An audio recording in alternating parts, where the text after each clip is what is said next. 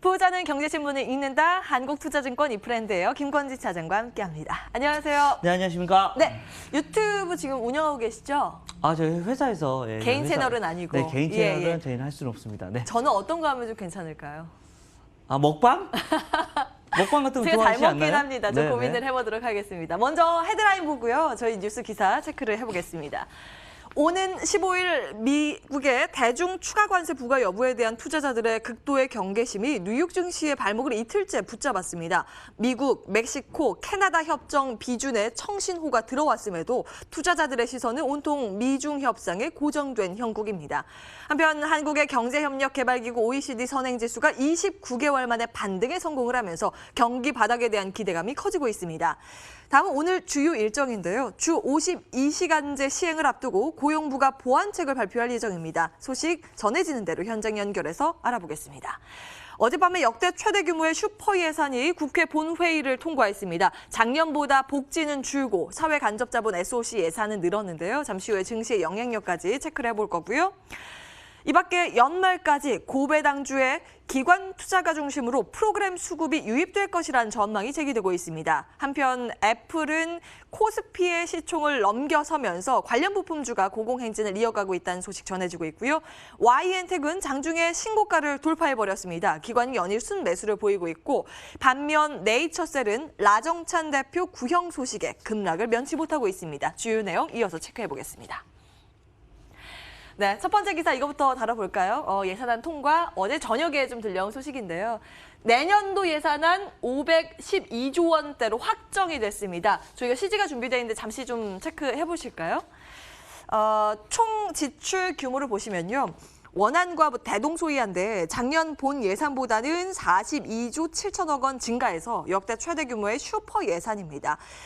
분야별로는 오른쪽 보이시죠? 보건, 에너지 등이 작년보다 줄었고 교육, 문화, 환경, R&D 등이 소폭 늘었습니다. 특히 이 SOC 관련 예산이 가장 크게 증가를 했는데요. 내용 좀 정리를 해봤습니다. 18% 증가를 하면서 23조 원 확정이 됐고 특히 고속도로 쪽의 비중이 좀 컸습니다. 철도, 전철, 건설, 대중교통 기반 시설 확충까지 여기에 포함이 돼 있고요. 그래서 주식시장에서는 건설이나 철도 관련주, 시멘트 관련주의 수혜가 예상이 되지 않겠느냐라는 분석은 나오고 있습니다만 오늘 주가는 시큰둥하죠. 어떻게 분석하고 계십니까? 네, 그렇습니다. 국회 예산안 이것은 사실은 좀 한쪽 분야에 막 몰아주는 게 아니라 더 나누어서 간다. 슈퍼 예산이긴 합니다. 500조 정말 엄청난 금액에 대한 얘기가 나오고 있고요. SOC는 그나마 좀 올라와서 결국은 이번 정부가 계속해서 지금까지는 복지에 대한 얘기만 정말 많이 했던 것 같습니다. 조금 살림살이 좀 나아지셨습니까? 라는 이런 얘기를 하고 있는데 실제로는 어떻습니까? 국민 대다수의 지금 인식은 경기가 별로 좋지 않아, 경제 안 좋아 이런 식의 얘기밖에 안 나온다. 그런데 내년에 뭐가 있다?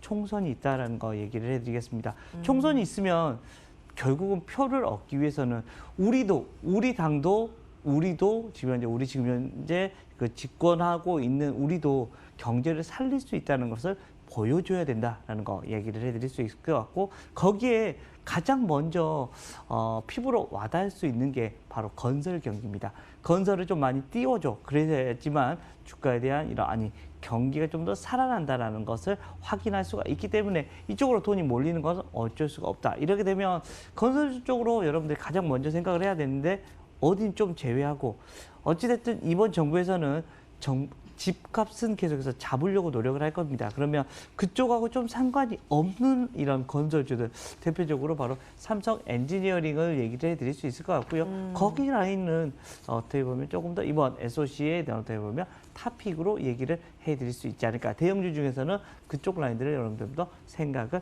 해볼 필요가 있다라는 거 안내를 해드리겠고요. 주가는 정말 좀 많이 올라가면 좀 많이 상승할 수도 있겠지만 우선은 한 27,000원 정도를 목표로 잡고 대응해 보시면 어떨까라는 얘기를 드리겠습니다. 조금 당혹스러운 기습 질문 드리면 기간은 어느 정도로 보는 게 좋을까요? 당혹스럽습니다. 네.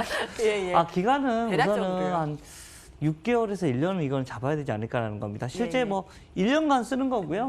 어떻게 보면 건설주들이 다 같이 올라오면 더 좋을 건데 그건 아닐 것 같거든요. 사실은. 그래서 막 적극적으로 제가 베팅을 하라는 이런 것은 아니고요. 어떻게 보면 조금 주택하고 좀 상관없는 이런 주식이 뭘까라는 고민하다가 삼성 엔지니어링이 가장 맞겠구나라는 생각을 할 수 있었던 것 같습니다. 네.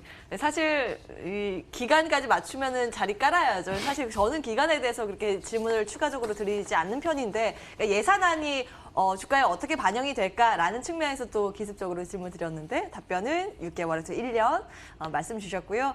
약간 중립적인 의견에 가까운 내용이에요. 그러나 그렇습니다. 삼성 엔지니어링 꼽자면 탑픽이다라는 내용 정리해드리겠습니다. 다음 기사 볼까요?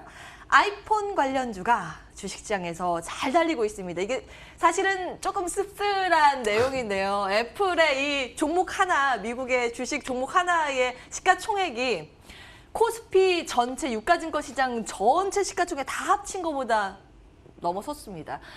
지난 4일에 이게 역전됐고 지금 그 갭이 더 벌어지고 있는 상황이거든요. 근데 이제 뭐 굳이 이 관련해서 투자 힌트를 좀 찾자면 애플 관련주는 앞으로 더 갈 것인가 이것인데요. ITM 반도체가 11월 11일 대비했을 때 어제 종가 기준으로 수익률이요 31.17%를 기록을 했고 더구전자는 더 무섭습니다. 29.76%, 하이비전 시스템, LG 이노텍 각각 25%, 10% 안팎의 상승률을 나타내고 있습니다. LG 이노텍이 요즘 좀 치고 올라가는 그런 모양새인데요. 전반적인 평가는 어떠세요? 자, 우선은 애플 이거 코스피 시총 이거하고는 크게 상관없습니다. 애플이 잘 나가는 이유는 뭘까요? 예. 내년에 애플이 그동안에는 사실은 우리는 그냥 큰 폰 만들어서 그냥 무조건 10월 달에 내라는 이런 식의 이런 모습이었습니다. 근데 아이폰도 조금 달라지고 있는 것 같습니다. 좀 우리 기간별로 한번 내볼게. 그리고 아래에 있는 저가 모델들도 이제 내볼게라는 얘기. 어떻게 보면 유연한 사고가 어떻게 보면 애플 쪽에서도 일어나고 있고요. 실제 이런 폰 자체에 이런 변화가 좀 생기다 보니까 폰에 어떻게 보면 수량이 더 많이 팔릴 것 같아라는 얘기가 나오고 있습니다. 어떻게 보면 그동안은 휴대폰 판매량이 전 세계가 어떻게 보면 정체였습니다. 한 2년 정도 정체였는데 내년에는 다시 성장으로 바뀐답니다. 이것 때문에 애플에 대한 이런 흐름이 조금 바꿔지고 있고요. 우리나라뿐만 아니라 애플도 지금 애플 관련주라고 나오고 있는 거 지금 잘 가고 있는 게 하이비전 시스템과 LG 이노텍 정도라고 생각하시면 될 것 같은데 얘들 어디 관련된 카메라 모듈입니다. 요즘 카메라 분위기 좋아요. 카메라 어떻게 보면 하드웨어 쪽에서 올라갈 수 있는 라인들이 바로 이 라인들밖에 없습니다. 다른 쪽은 크게 뭐 바뀌는 게 없고요. 그런데 얘들 카메라 같은 경우는 이제 뭐 5개 앞뒤로 하면 5개가 있어. 와, 결국 뭐 모듈이 더 들어갈 수밖에 없습니다. 매출은 올라가는 것이고요. 이렇게 될수록 주가에 대한 흐름은 더욱더 긍정적으로 바뀔 수가 있을 것 같다라고 생각을 하시면 될 것 같고요. 우리나라도 좋아질 거거든요. 이 카메라 모듈, 카메라 쪽 그리고 이런 휴대폰 관련된 주식들을 내년 상반기에 여러분들이 좀 더 자세히 봐야 되는 종목들이 아닐까라는 생각을 할 수 있을 것 같습니다. 대표적으로 거기에 LG 이노텍을 얘기해 드릴 수가 있을 것 같고요. 주가 흐름 여러분들 잘 보시면 될 것 같습니다. 지금 거의 신고가 흐름이 나오고 있습니다. 신고가 나오면 어떤다? 고고 싱을 외쳐줄 수 있다는 거 안내를 해드릴 수 있을 것 같다. 주가 흐름 더욱더 긍정적으로 한번 봐보자라는 얘기를 드리겠습니다. 예. 핸드셋 관련해서 이제 카메라 쪽 주목하고 계시고 그 안에서 탑픽은 여전히 LG 이노텍 밀고 계십니다. 가는 말 더 갈 것이다 라는 관점에서 체크 도와드렸습니다. 아이폰 부품주 들여다봤고요. 다음 기사는요. YNT 이게 어디까지 갈까요? 신고가를 갈아치우고 있습니다. 역사상 신고가인데요. 연초 대비했을 때 주가가 125% 급등 중입니다. 저희 한번 다뤘었나요? 네, 다룬 적 있는 것 같습니다. 네. 그 의견 주셨는데. 네, 그 외쳐드렸습니다. 네. 예, 그리고 나서 꽤 많이 올랐어요. 한 20% 정도 오른 걸로 제가 기억을 하는데, 폐기물에 대한 이제 수요가 늘고 있는데 더 늘 것이다라는 관점입니다. 지금 주가는 그럼에도 불구하고 이렇게 올라왔지만 저평가다라는 분석 나오고 있고요. 3분기 영업이익률 첫 30%를 기록한 이후에 내년도도 증가 추세 관측이 된다라는 분석입니다. 지금 굉장히 무서운데 지금이라도 담을까요? 네, 담으셔야 됩니다. 폐기물 관련주 하면 여러분들 우리가 친환경에 대한 얘기를 계속해서 같이 떠올려야 됩니다. 계속해서 이쪽 라인들은 돼야 될 것이다라는 거 얘기를 해드리겠고, 쓰레기를 통해서 어떻게 보면 새로운 부가가치를 창출하는 기업이다라고 생각을 하시면 될 것 같고요.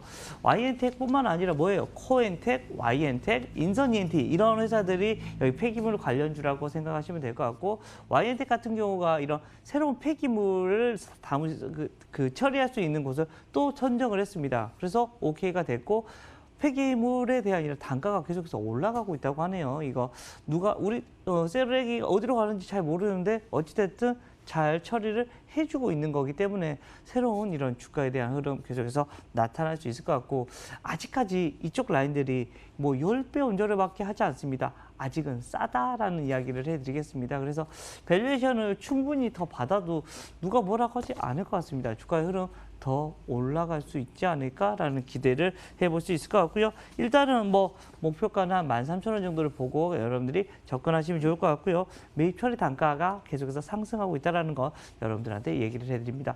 목표 주가를 제시해 드리긴 했는데 이것은 5일선 매매하셔야 됩니다. 올라가고 있는 도중에는 계속해서 보시는 게 맞고요. 여기서 꺾이기 시작하면 그때 여러분들이 그래 우선 이 정도에서 한번 정리를 해볼까라는 식의 생각을 하시는 게 맞지 않을까라는 얘기를 드리겠습니다. 폐기물 중에서 탑픽은 네, YN텍 YN텍. 보시면 될 것 같습니다. 역시 지금. 달리는 말 좋아하세요. 5일선 매매 전략까지 챙겨드리겠습니다.